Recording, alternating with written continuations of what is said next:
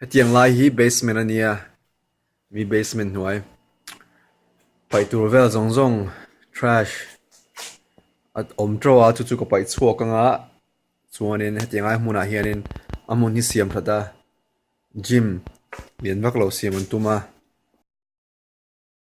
chu chu ka ti fel don ani hi building hi arei to khoba in chunga nei tu dekhi Barbara ania I think chu Barbara ania zo tong chuanin Barbara e Barbara e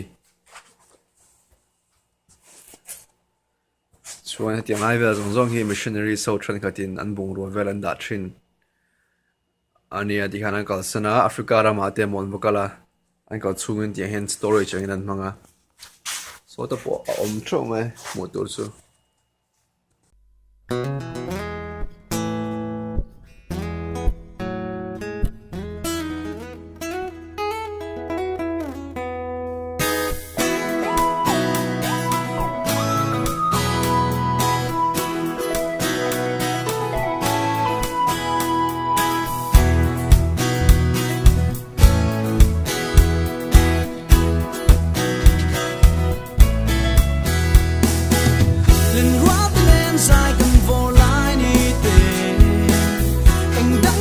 check out that form though.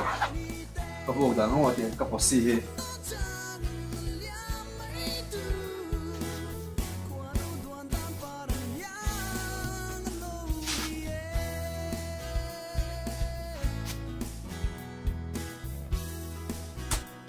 Khela chuan ball ka pethian no look khi om thina no look pass ta kan tia.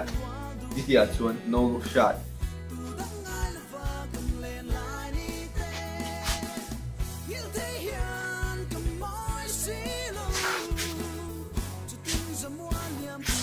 No look yên lo chuan tungpui te khan ibu ko turon thalo ang karing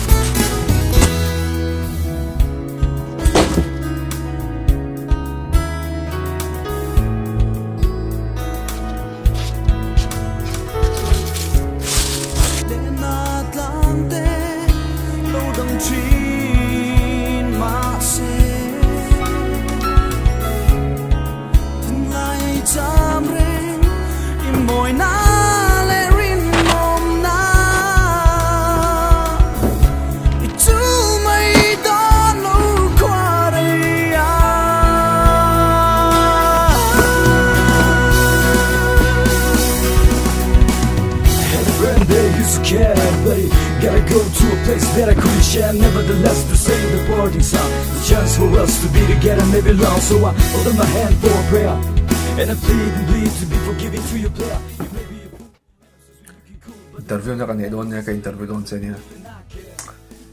Tuna hiyanin at lama mizo ang war chuanom para maramang tang rongkal ka interview doon na. Mel hi lala dulo wangin alar to ema wangin in shlo ka nang mani kan aya lar zo ko dulo wangin a mel kan ti lang lo nga han se group ti kha si kha omzi omem ABCSC khan mai ro pui la mai kilam kha haran tia school posom pas kha koram zo harba all ML lo ipas thayam pasta lo haran haran ni don zo an soi ko thina mi so hi posom pas chu kita haran tia nang meu ipas lo chon han le ti na dingai mo mong de nu number asok na ril tak takan ne kanin zo thin sang ni le sam pathum ba khan yan ni chu US aron thleng man mo sam pathum khan lo chen atinge mu mang hi inei to lowa in riat hlim lo wange ni ril ru ha nge ni Masiam tu man lâu niang. Busy niang. chuan a china kan in biak a khan Mizoram kha zinichak ti soya khoilai nge ni to big chak te ne Mizoram a hian Hopefully ber aizol an tia khian. amak ledling ve na chen chu khitlama Mizo ten aizol mi te poni se US a kalan chaka nang heta aizola kalilo chak ve le a An police te mizo tongin an tong an tia. kilama choma Oh. ni turanga yang